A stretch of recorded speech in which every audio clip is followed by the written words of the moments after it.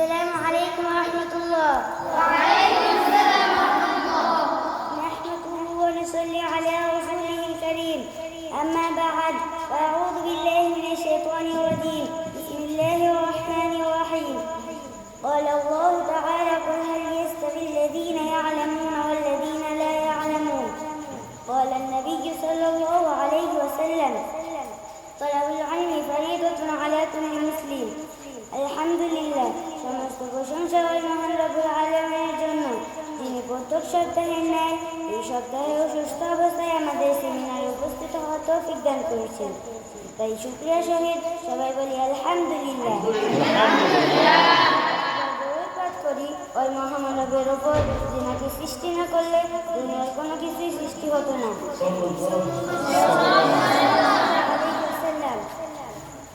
আমি শুরুতেই যে কোরআনের আয়াত পাঠ করেছি তার অর্থ হলো: হে নবী, আপনি বলে দিন, যে জানে এবং যে জানে না তারা সবাই কি সমান?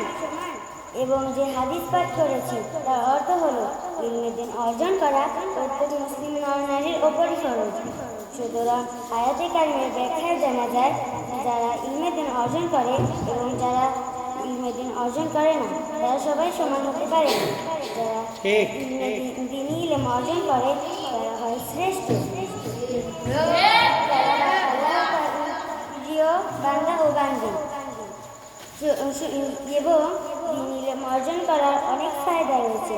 যেমন রাসূলের ভাষায় কথা বলা যায় এবং আল্লাহ তাআলার কালামুল্লাহ পাঠ করা যায়, এবং ইহকালে শান্তি পাওয়া যায় এবং পরকালেও শান্তি পাওয়া যায়। এছাড়া